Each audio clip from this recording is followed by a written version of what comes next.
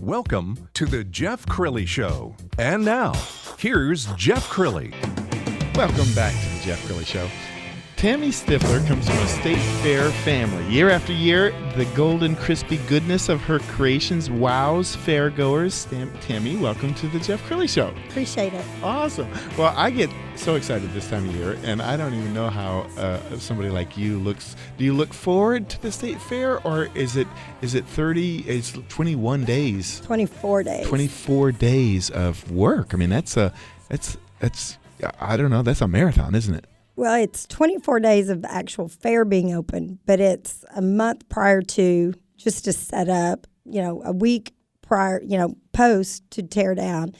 Not to mention the creative juices flowing throughout the year, trying to come up with a new item, for the big text competition or just for the public, Absolutely. Well, I want to start back in time. You actually met your husband at the state fair. Is that right?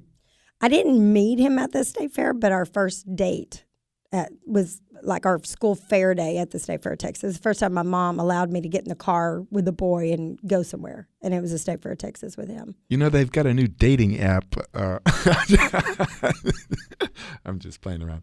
So now, how far back in your family history does the State Fair go?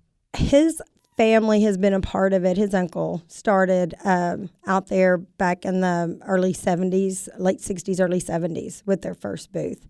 And then back in 2005, my husband and myself and his brother took that over. And then we've turned it into this small, simple little booth to now we have 2 booths. And, we have, it's just huge compared to what it used to be. And I want to kind of paint the picture for all of those people who go to the state fair and they think that, okay, this is just kind of mom and pop, small time operations. You don't have to share figures, but there are booths at the state fair that will make $1 million during the fair. Oh, am I right? Definitely. There are booths out there that, do many millions of dollars. We just have 2. We're just small players, but we'll gross, $500,000 easy. Wow. That's okay. So talk about the creative juices that flow with you. You have been creating year after year for decades now, haven't you? I have. And, for those of us that just really have the passion for this and just look at being a part of the fair as something really special, your goal every year is to be one of those top 8 in the big text competition. So we've done it, and we've been a part of it, I think 4 times, Wow. And so, this year we didn't make it. We made it to the taste, but we didn't make it to the competition, but that's okay. We actually we will start pretty much the last week of this fair frying items, practicing items, testing items for the next year's fair. Let's talk about some of your hits and some of your misses. What have been your biggest hits? Our biggest hits are fried s'mores, our fried lemonade, our fried taste of autumn pumpkin pie. Those are our 3 big award winners. And are those still available year after year at the fair? Yes, they are. Okay, what are some flops? Because I know any creative genius has come up with something that's tasted good in the kitchen but didn't actually work out in real life. One of them this was my husband's creation. I'm not even taking ownership of this one. He thought it would be fun to fry a peppermint, a hard candy peppermint. And we actually put it on our menu and fried hard candy peppermints. And what happened? We didn't sell too many, but, it was a joke. It was just a joke. It was like, seriously, we're going to waste space on our menu board for this?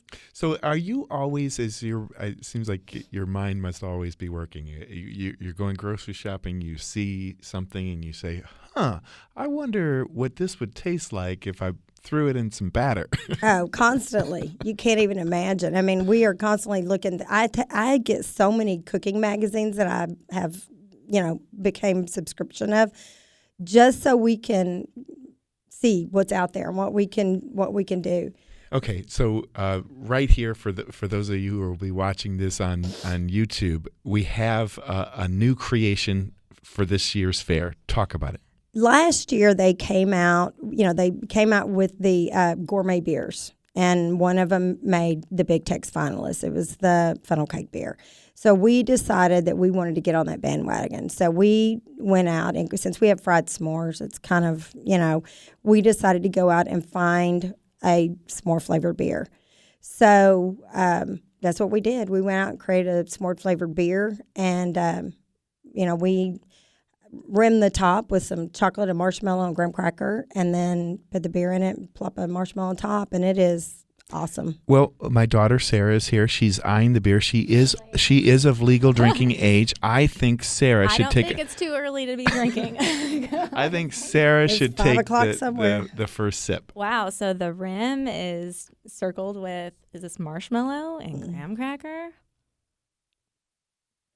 That's delicious. Oh my goodness. And then there's a giant marshmallow in the middle. Does she have a hit? Oh, absolutely. Okay. Well, absolutely. I can't. You can't. Cheers. You can't hog the beer. Well, that's fantastic. So when did you? Sorry. Oh, that's delicious. So when did you come up with this? We actually came up with it last year, but it was too late to bring it out, and we really wanted to put it in the Big Tex competition, and we did, and it got a taste, but it didn't make the top. That's 8, amazing. So I love the we idea think so. Adding the graham cracker to it, though. Absolutely amazing. So tell us about the rest of your menu this year. What can people expect when they come to the fair? One of the other new items we brought on this year was we call it the Walking Lone Star Steak. And what we've done is we found these. It looks like a waffle cone, but it's made out of bread, almost like a pretzel, but it's soft.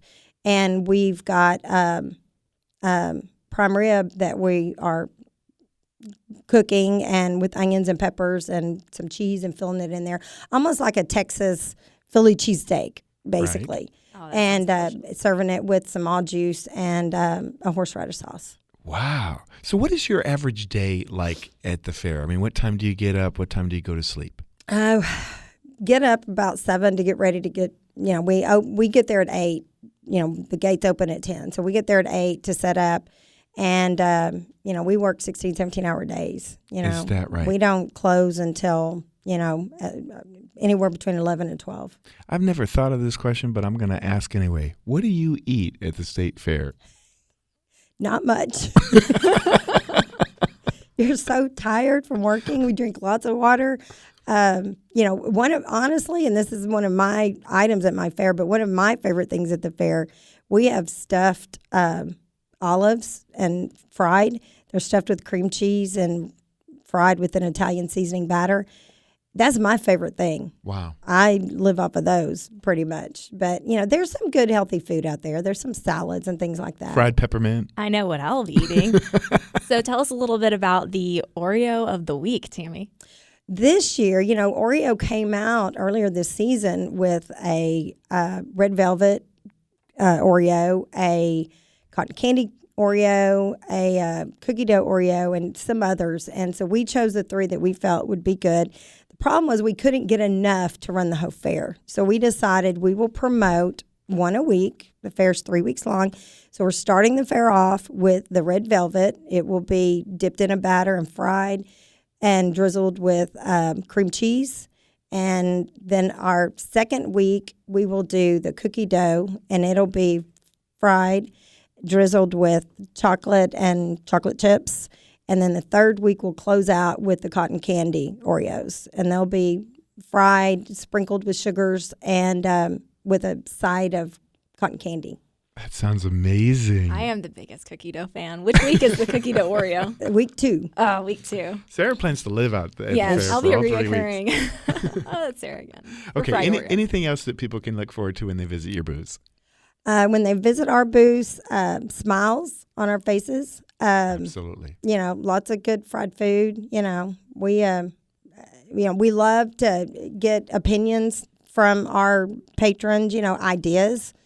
Some of our best ideas have come from customers that come up and say, you need to fry this. You know. I know we like to think that we're the best state fair in the country. Are we? I mean, you visit other fairs. We do. We try to visit at least one a year. You know, one of our favorite fairs besides the Texas one is Minnesota. We go to it every year because it's the second biggest one compared to Texas. This year we hit Tampa. It was really good. They had some neat ideas. You know, there's so much creativeness out there at the other state fairs, so we like to go and see what we can bring back to Texas. That's awesome. Okay, so how do people find you? Is it when they get to the fair, where is your booth? We have 2 locations. We have one off of Admiral Nimitz Circle right down from the Chevy main stage between the Embarcadero building and the Food and Fiber building.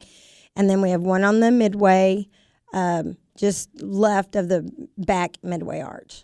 And I know we're working on a website with you, so at some point that will launch. But just congratulations, Tammy, on your wonderful success. It couldn't happen to a better person. Thank you so much. And our booths are called Stiffler Concessions. Okay, so that's what they look for.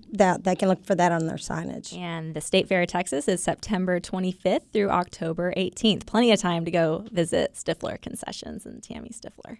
And I'm going to finish this beer during the commercial break. You're going to have to share it. Coming up next on the Jeff Crilley Show, the changing face of customer and employee engagement. An entrepreneur who's shaking up social media and revolutionizing digital interaction. That's coming up next.